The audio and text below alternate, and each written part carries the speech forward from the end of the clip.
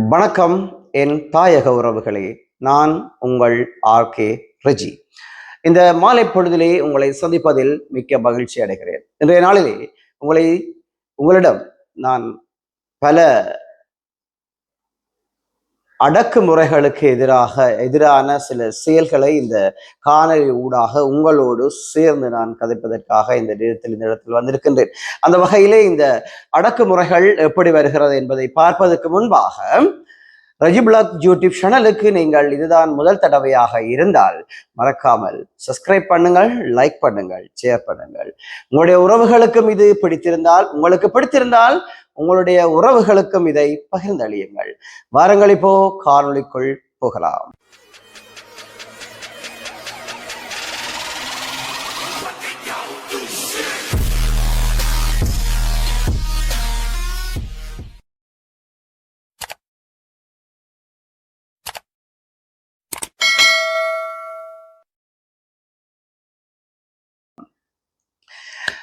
நடந்து முடிந்த சட்டமன்ற தேர்தல், அதாவது தமிழ்நாட்டின் சட்டமன்ற தேர்தலிலே எங்களுடைய தளபதி முதலமைச்சராக நாளைய தினம் பதவியேற்க இருக்கின்றார் என்பது நாங்கள் செய்தி வளங்கள் ஊடாக காணக்கூடியதாக இருக்கிறது. அந்த வகையிலே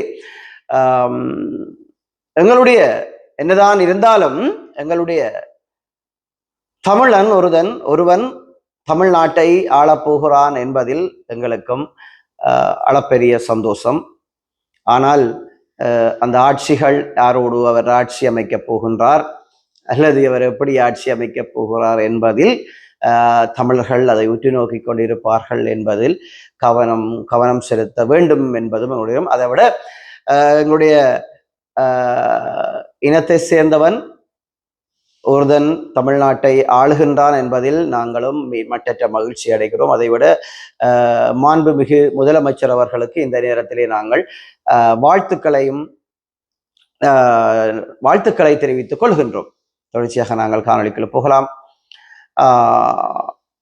அண்மையிலே நடந்து முடிந்த இந்த தேர்தலிலே உங்களுக்கு தெரியும், மாண்புமிகு முதலமைச்சர் திரு விஜய் அவர்கள் வெற்றி பெற்றிருக்கின்றார், ஆட்சி அமைக்கப் போகின்றார். ஆனால் வாழ்த்துக்கள் தான் கூற வேண்டும் நாங்கள். ஆனால் மாண்புமிகு முதலமைச்சர் விஜய் அவர்கள் ஆட்சி அமைத்தால் தமிழர் தாயகத்திலே ஏதாவது நல்ல நிகழ்வுகள் நல்ல நிகழ்வுகள் நடக்குமா എന്നൊരു ஏக்கப்பாடு தமிழ் மக்களிடையே இருக்கின்றன. அப்படியே பார்க்க போனால் ஆரம்ப கட்டத்திலே, அதாவது விஜய் அவர்கள் ஆரம்பத்திலே, அதாவது தேர்தல் பரப்புரைகளிலே கூறியிருந்தார், தான் முதலமைச்சராக வந்தால் கச்சதீவை மீட்பேன் என்று சொல்லி கூறியிருக்கின்றார். அதை ஒரு புறம் இருக்கட்டும். இரண்டாவது, எங்களுடைய மீனவர் பிரச்சனையை விஜய் அவர்கள் தீர்த்து வைப்பாரா என்பது பெரிய ஒரு பிரச்சனையாக இருக்கிறது. எங்களுடைய மீனவர் பிரச்சனைக்கு எங்களுக்கு வேறு எதுவும் தேவையில்லை. மீனவர் பிரச்சனையை மட்டும் மாண்புமிகு முதலமைச்சர் விஜய் அவர்கள் அதை தீர்த்து வைத்தால் நல்லதாக இருக்கும் என்பது அவருடைய அபாவாக இருக்கிறது. இது அவருடைய நாடு, தமிழ்நாடு அவர்களுடைய நாடு, அவருடைய அரசியல் அவர்கள் பார்க்கட்டும். எங்களுக்கென்று பல வேலைகள் இருக்கிறது. எங்களுடைய நாடு இது. நாங்கள் இங்கு இருக்க வேண்டும், நாங்கள் என்ன மாதிரி செயல்பட வேண்டும், நாங்கள் என்ன செய்ய வேண்டும் என்று இங்கிருக்கின்றவர்கள் தான் யோசிக்க வேண்டும். அதை ஒரு சிலர் யோசிக்காமல் நேற்றைய நாளிலே ஒரு காணொலியை பார்வையிட்டேன். சில அடிவருடிகள் விஜய் அவர்கள், அதாவது மாண்புமிகு முதலமைச்சர் விஜய் அவர்கள் வந்தவடியால் தமிழீழம் கிடைத்தது மாதிரி இருக்கிறது என்றது. நான் நினைக்கின்றேன், தமிழீழம் என்பதற்கு அர்த்தம் தெரியாத அந்த அடிவருடியாகத்தான் இருக்க வேண்டும். தமிழீழத்திற்காக எத்தனையோ மாவீரர்களை, எத்தனையோ தியாகங்களை, எத்தனையோ ஜீரணிக்க முடியாத வலிகளை இழந்த மண் இந்த மண். இந்த எத்தனையோ தமிழீழம் பெற வேண்டும் என்றதற்காக எத்தனையோ வலிகளை, தியாகங்களை, நன்கொடைகளை, தங்கள் உயிர்களை கண்டவர்கள் இந்த மண்ணின் மைந்தர்கள். நேற்றொரு அடி வருடி என்று சொல்லுகிறது, தளபதி விஜய் அவர்கள் முதலமைச்சராக வந்தபடியால் எங்களுக்கு தமிழீழம் கிடைத்த மாதிரியாக இருக்கிறது. வெக்கமா இல்லை? ஆனா நான் யாரையும் சார்ந்தவன் அல்ல, சீமானை சார்ந்தவனும் அல்ல, விஜயை சார்ந்தவனும் அல்ல. நான் தமிழனாக இருக்க விரும்புகிறேன், அதுவும் தாயக தமிழனாக இருக்க விரும்புகிறேன். வெறுமனவே உங்களுடைய, எனக்கு தெரியும் அவர் யார், எப்படியானவர் என்றெல்லாம் எனக்கு தெரியும். உங்களுடைய, நான் அன்றைக்கு சாட்டை துறைமுருகனுக்கும் சொன்ன மாதிரி தான் உங்களுக்கும் சொல்லுவேன், உங்களுடைய திருவாய்களை பொத்தியிட்டு இருந்தால் நல்லது. நீங்கள் எங்களை ஒன்றும் இங்கே ஒருவரும் ஒன்றும் பண்ண முடியாது. சரிதானே? தமிழீழம் என்று சொல்றதுக்கு உனக்கு அருகதை இல்லை. நீ தமிழீழம் கேட்டு போராடிய போது நீ அங்க என்ன செய்து, இங்க என்ன செய்து கொண்டிருந்தா, நீ என்ன பிறந்தியோ தெரியாது. சரிதானே? நீ தமிழீழத்தை பற்றி கதைக்காத. இப்ப வந்து நீ ஒரு சும்மா ஒரு சொல்ல விரும்பவில்லை, போட்டு நாங்களும் சந்தோஷப்படுவோம். நாங்கள் எங்களுடைய விஷயத்துக்கு வருவோம். அண்மையிலே உங்களுக்கு எல்லாருக்குமே தெரியும், பலாலியிலே, யாழ்ப்பாணம் பலாலியிலே அண்டனிபுரத்திலே ஒரு சம்பவம் ஒன்று நடந்திருந்தது. தமிழ்நாட்டு மீனவர்களால் எங்களுடைய மீனவர் ஒருவர் சிறைப்பிடிக்கப்பட்டிருந்தார். ஆனால் அவருடைய சொந்த விஷயத்தில் நான் தலையிடுவதற்கு, நான் என்றல்ல, நாங்கள் தலையிடுவதற்கு எங்களுக்கு எந்த அதிகாரமும் இல்லை. அவர் என்னத்திற்கு போனார், ஏன் போனார் என்பது எங்களுக்கு தெரியாது. ஆனால் அவர் தொழிலுக்கு போனதாக கூறுகிறார்கள். ஆனால் அந்த பலாலி அண்டனிபுரத்தை சேர்ந்தவர்கள் கூறி வருகிறார்கள். எப்படி என்று சொல்லி சொன்னால், அவர்கள் ஒரு களவுக்குத்தான் அடிக்கடி செல்லுகின்றார்கள் என்று சொல்லி, களவுக்கு செல்லுகிறார்கள் என்று சொல்லி கூறியிருக்கிறார்கள். அதை மறுப்பு தெரிவிக்கிறார்கள். சங்க கூட்டங்களை போட்டிருக்கிறார்கள். உங்களுக்கு எல்லோருக்குமே வடிவாக தெரியும், அந்த அண்டனிபுரத்தை சேர்ந்த, அண்டனிபுர சங்கத்தை சேர்ந்த தலைவர் என்பவர் ஒரு வீடியோ, ஒரு காணொலியை மீடியாக்களிலே பேட்டி ஒன்றை கொடுத்திருந்தார். அந்த பேட்டியிலே இருக்கிறது, என் அன்பார்ந்த என்னுடைய தமிழ் சொந்தங்கள், என்னுடைய இளையோர்கள், புலத்தில் வாழுகின்ற புத்திஜீவிகள், இதை சற்று கண்ணோக்கி பாருங்கள். படித்தவனுக்கு ஒரு நியாயம், படிக்காதவனுக்கு ஒரு நியாயம், அல்லது கஷ்டப்பட்டவனுக்கு ஒரு நியாயம், காசுக்காரனுக்கு ஒரு நியாயமா என்று என்னுடைய அன்பு உறவுகளுக்கு உங்களிடமிருந்து நான் ஒரு இரங்கலுடன் உங்களை கேட்கின்றேன். எவ்வன் பிழைவிட்டாலும் நீங்கள் நேராக சொல்லுங்கள், எவ்வன் என்னத்தை செய்தாலும் நேராக சொல்லுங்கள், உன்னிலை பிழை என்று சொல்லி நானும் அதைத்தான் கூறுகின்றேன். எனக்கு 2-3 நாளைக்கு முதல் எனது உடல்நிலை சரியில்லை, இன்றும் என் உடல்நிலை சரியில்லை. ஆனால் எனக்கு தொலைபேசி ஊடாக நிறைய தொலைபேசிகள் வந்தபடியால் நான் இந்த காணொலியை கட்டாயம் பதிவேற்க வேண்டும் என்பதற்காக பதிவேற்றுகின்றேன். அந்த அண்டனிபுர கடல் சங்க தலைவர் கூறியிருக்கின்றார், நீங்கள் எல்லாரும் பார்த்திருப்பீர்கள், அவருடைய குடும்பம் கள்ள குடும்பம், கொள்ளைக்கார குடும்பம், கடல் கொள்ளையர்கள் சொல்லி அந்த குடும்பமே கொள்ளக்கூட்டம் சொல்லி கூறியிருக்கின்றார். நான் நல்லவனா அல்லது கெட்டவனா, அல்லது நான் கொலையாளி அல்லையா என்ற முடிவு போலீசார் கூறி எடுக்க முடியாது. நான் குற்றவாளியா சுற்றவாளியா என்ற முடிவை மாண்புமிகு நீதிமன்றம் தான் கூற வேண்டும். அதுதான் ஒவ்வொரு நாட்டினுடைய சட்டமும் கூட, அது இந்தியாவில் இருந்தாலும் சரி, இலங்கை இருந்தாலும் சரி. ஆனால் என்னென்று அந்த பலாலி சங்கத்தை சேர்ந்த, அண்டனிபுர சங்கத்தை சேர்ந்த தலைவர் அவர்கள் எண்ணத்தை வைத்து அந்த குடும்பத்தை கொள்ளக்கூட்டம் என்றும் கடல் கொள்ளையர்கள் என்றும் இவர்களுடைய கூட்டமே கடல் கொள்ளையர்கள் என்று சொல்லி சொல்லுகிறார். புரியவில்லை எங்களுக்கு. இவருக்கு அந்த அதிகாரத்தை வழங்கியது யார்? இவருக்கு அந்த அதிகாரத்தை வழங்கியது யார்? நாங்கள் கேட்கின்றோம் ஒரு தனிப்பட்ட நபர் அவர். இவர் நோமலாகவே எங்களுக்கும் தெரியும் இந்த கடல். வணக்கம், நான் தான் பலாலி கடற்தொழில் சங்க தலைவர். என்னன்னு சொன்னால், இப்போ எங்கள்கிட்ட இலங்கை மீனவரை ஒரு ஆளை பிடிச்சிருக்கு, இந்தியா மீனவர்கள் பிடிச்சிருக்கணும்னு சொல்லி எங்கள்கிட்ட ஊர் நூல் மற்ற செய்தியாளர்கள் என்ன செய்யணும்னு சொன்னால் இந்தியா மீனவர்களை தப்பான வழியில் தப்பான பாதையில் எழுதி கொண்டும் வார்த்தைகளை விட்டு கொண்டும் இருக்கணும். அப்படியான சம்பவங்கள் நடக்கிறது.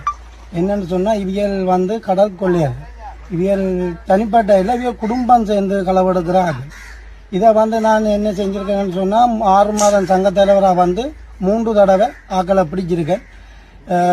12ஆம் தேதி பிடிச்சி சந்திரசேகர் அமைச்சர், கிராம சேவையாளர், மற்றவங்க போலீஸ் ஓஏசி அவர்களுக்கு கடிதம் கொடுத்துருக்கு. பலாலி அண்டத்தில் கதைக்கிறேன். என்ன பிரச்சனைன்னு சொன்னால் நாங்கள் கடத்தொழில் செய்கிறோம். எங்களோட கடத்தொழில் செய்கிற சமுதாயத்தில் இருந்து ஒரு குடும்பத்தை சார்ந்தவியல் மாமன் மருமக்கள் பிள்ளைகள் என்று சொல்லி இந்த இந்தியா மீனவத்தை பொருள். ஏன் நீங்கள் இதுவரைக்கும் அவரை நீங்கள் தட்டி கேட்கவில்லை? உங்களால் நிரூபிக்க முடியுமா அந்த கூட்டமே கள்ளக்கூட்டம் என்று சொல்லி? எங்கேயாச்சும் ஒரு வழக்கிலே அவர்கள் கொள்ளையர்கள் என்ற தீர்ப்பு இருக்கு அவங்களிடம்? தமிழ் அரசியல்வாதிகளே, கஷ்டப்பட்டவர்களுக்காக நிக்காமல் அல்லது காசுக்காரர்களுக்காகத்தான் நீங்கள் பாராளுமன்றம் சென்றீர்களா? ஏழைகளுடைய ஓட்டில் நீங்கள் பாராளுமன்றம் செல்லவில்லையா? மதிப்புக்குரிய தமிழ் பாராளுமன்ற உறுப்பினர் அவர்களே, தேவையில்லாத எல்லத்துக்கெல்லாம் குடைபிடித்துக் கொண்டிருக்கிறீர்கள். புலி அரசியல் பேசுகிறீர்கள். உங்களால் நான் இந்த இடத்திலே சவால் விடுகிறேன், இந்த தமிழ் அரசியல்வாதிகளே, புலி அரசியல் பேசாமல் முடிந்தால் அடுத்த தேர்தலிலே நீங்கள் பாராளுமன்றம் சென்று காட்டுங்கள், பார்க்கலாம். அந்த பலாலி அண்டனிபுரத்தை சேர்ந்த அந்த தலைவர் அவர்கள் கூறியது யாரை தெரியுமா உங்களுக்கு? 3 மாவீரர்களை குடும்பத்தை. வெக்கமா இல்லை உங்களுக்கு? அவர்கள் பிழைவிட்டிருக்கலாம், சம்பந்தப்பட்ட நபர் பிழைவிட்டிருக்கலாம், அல்லது அவருடைய சித்தப்பன் பிழைவிட்டிருக்கலாம், பெரியப்பன் பிழைவிட்டிருக்கலாம். ஆனால் குடும்பத்தை இழுத்து பிழைவிட்டு அவர்கள் கொள்ளை கூட்டம் அல்லது அவர்கள் கொலைகார கூட்டம் என்று சொன்னது மன்னிக்க முடியாத தப்பு. இதை ஏன் இந்த தமிழ் அரசியல்வாதிகள் இந்த நிமிடம் வரைக்கும் கேட்கவில்லை? மாண்புமிகு அல்லது மதிப்புக்குரிய எங்களுடைய கடல் தொழில் மற்றும் நேரியல் துறை அமைச்சர் அவர்களிடமும் இந்த கோரிக்கையை விடுக்கின்றேன். பெருமதிப்புக்குரியவர்களே, எண்ணத்திற்காக அவர் அந்த கூறிய வார்த்தையை இதுவரை நேரமும் நீங்கள் அவரையும் கூப்பிட விசாரிக்கவில்லை. மதிப்புக்குரிய பாராளுமன்ற உறுப்பினர்களே, புலி அரசியல் பேசுகிறவர்கள் நீங்கள் தான், நாங்கள் அல்ல. இனிவரும் காலங்களிலே வருகின்ற தேர்தல்களை நீங்கள் என்னென்ன புலி அரசியல்கள் பேசலாம், எப்படியெல்லாம் தமிழ் மக்களை ஏமாத்தலாம் என்றுதான் நீங்கள் உங்க பல புத்தகங்களை படித்துக் கொண்டிருப்பீர்கள். உண்மையிலே சண்டை களத்திலே இருந்து போராடிய போராளிகளுக்கு தெரியாது எந்த மாவீரருடைய நினைவினால் எப்ப வரப்போகிறது என்று.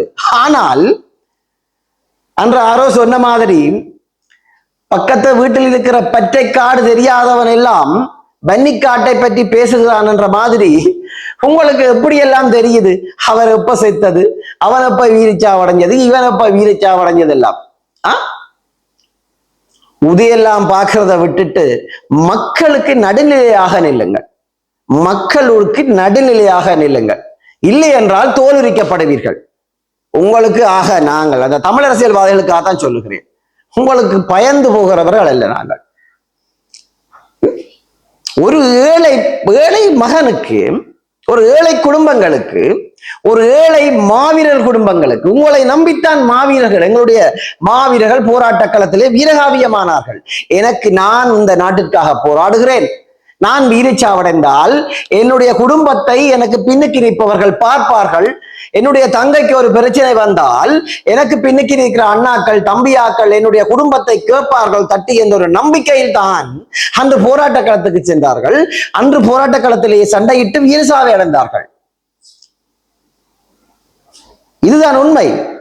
ஆனால் இன்று தமிழ் மக்களுடைய வாக்கிலே வந்த நீங்கள் புலி அரசியல் பேசி வாக்கெடுத்து உங்களுடைய வாக்கு வங்கிகளை நிரப்பிக் கொண்டு வந்த நீங்கள் மாவீரனுடைய பெற்றோரை பார்த்து கள்ள கூட்டம், இது ஒரு கடல் கொள்ளைகள் கூட்டம் என்று கூறி வருகிறார்கள்.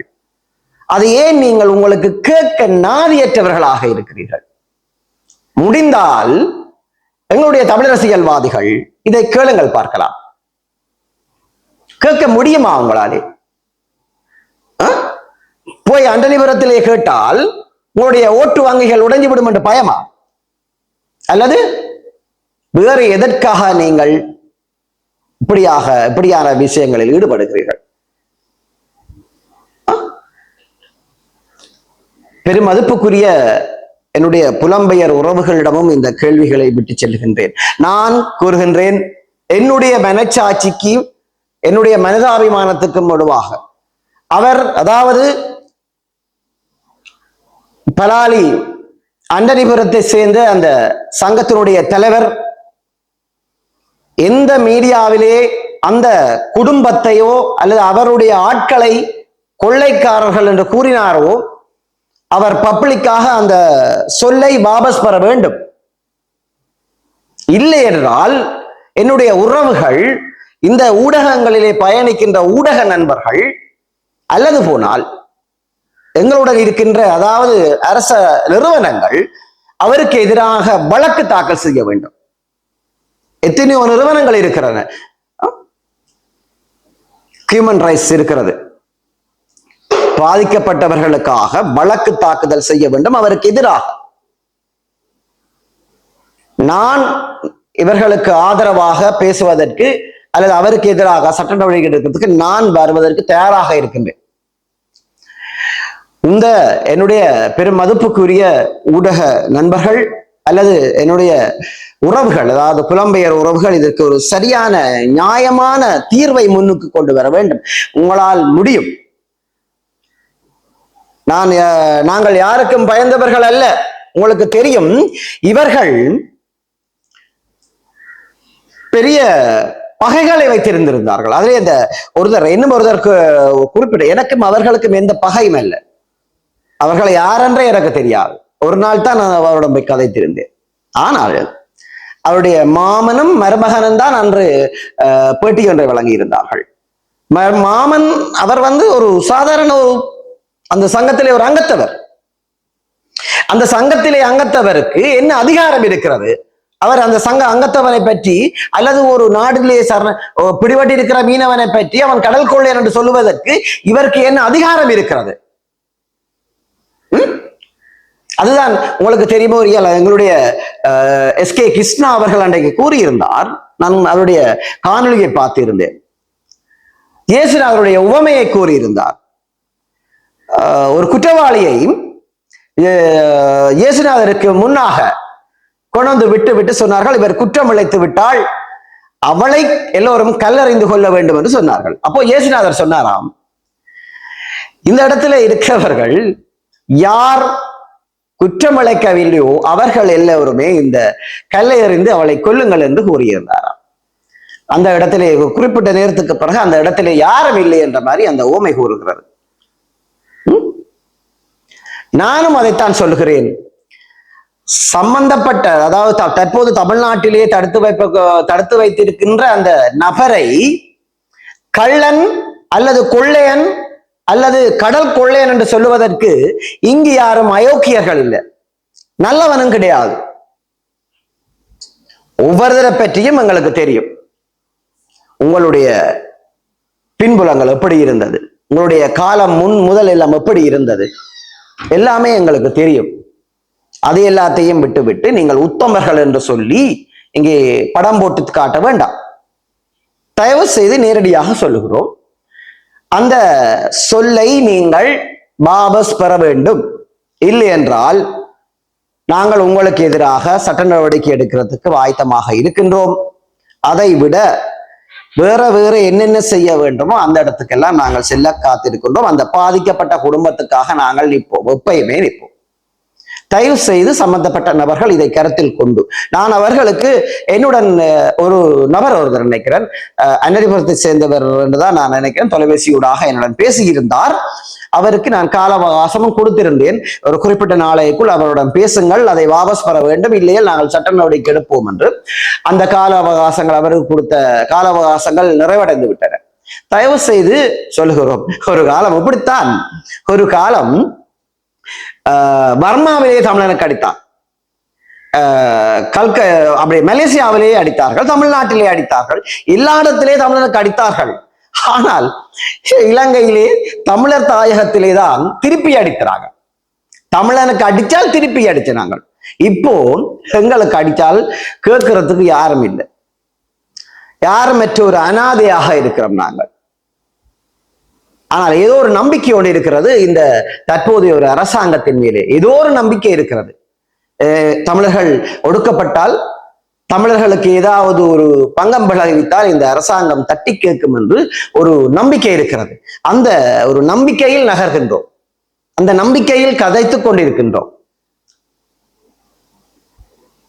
அது எல்லாத்தையும் விட எங்களுடைய தமிழ் அரசியல்வாதிகள் கவனத்தில் கொள்ளுங்கள். காலம் கெட்டு போகவில்லை, மக்களிடம் நீங்கள் வர வேண்டி வரும். அந்த நேரம் தோலுரிக்கப்படுவீர்கள். இந்த காணொளி வெளியாகிய பிறகும் சம்பந்தப்பட்ட நபர்கள் சம்பந்தப்பட்ட வசனங்களை வாபஸ் பெற முடியாட்டால் அவர்களுக்கு எதிராக சட்ட நடவடிக்கை எடுக்கப்படும். இன்னும் ஒரு காணொலியூடாக உங்களை சந்திக்கும் வரை உங்களை விடப்பெறும் நான் உங்கள் ஆர்கே. நன்றி, வணக்கம்.